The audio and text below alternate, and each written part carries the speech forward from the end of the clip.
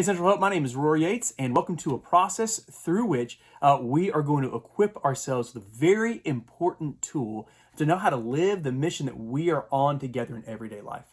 At Central Hope, we say that we are on the mission to be loved and to love.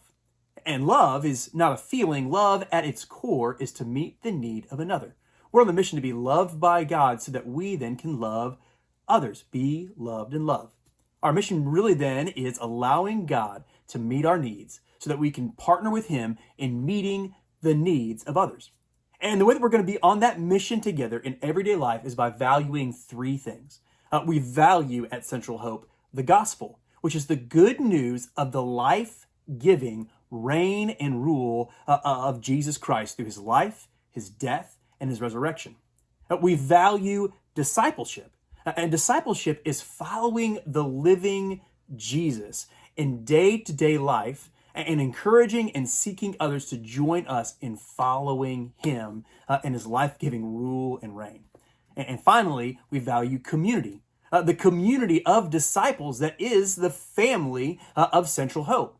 And beyond loving and being loved by our Central Hope family, we together as a community value, love the communities we are part of. The community of Little Rock, your community at work, your community in your neighborhood. That is the way we're going to watch God love us, meet our needs, and then use us, partner with us every day of our lives to meet the needs of the people and the city around us.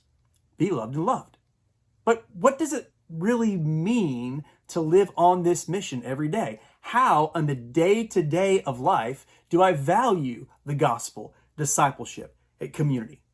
Well, we're going to talk about various tools which will help us in each value, but the tool we're going to be talking about over the next several videos that we're in the process of equipping ourselves with is a tool that's focusing mainly on discipleship. How is it in the day-to-day that I value following Jesus in everything, with everything? How do I do that? When we look at the scriptures, what it looks like to be in a living relationship with our Creator through Jesus, which is the only way that we can really truly know God, is to trust Him. Paul says in Romans 1, as he's summarizing the story of the scriptures, that the righteous are those who are in right relationship with God. The righteous, he says, the whole of scripture shows us, the righteous shall live by faith. And faith in the scriptures isn't an intellectual, oh yeah, I think it's true, isn't wild, random, like I know it's going to happen because I'm going to feel really good about it. Faith in the scriptures is trust. The righteous, those who are rightly related to God, the disciples of Jesus, live by trust.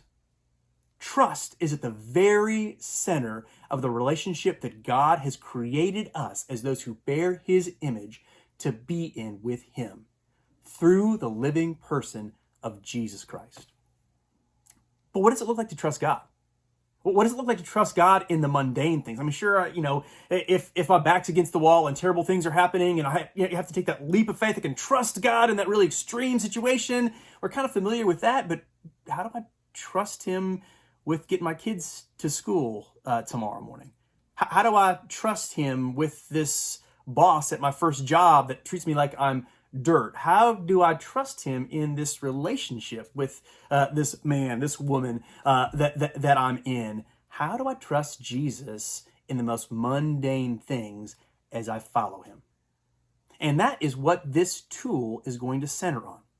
Because the reality is that trusting in God, allowing God to love us, allowing God to meet our needs is actually harder than we think it would be. Yeah, I can be loved by God, but here's the thing, I spend all the time living outside of trust in God to meet my inmost, deepest needs and trust in something or someone else.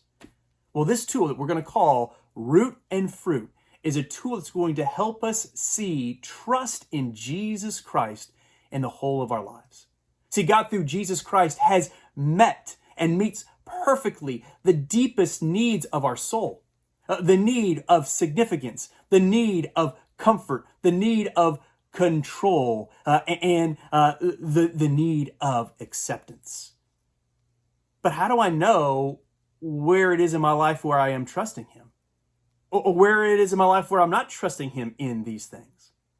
See, over the next couple conversations, and looking deeply then at how our heart works and how our relationship with our God through Jesus works in the day-to-day, through the root and the fruit of our lives, we're going to have a tool through which we can identify places to grow in trust.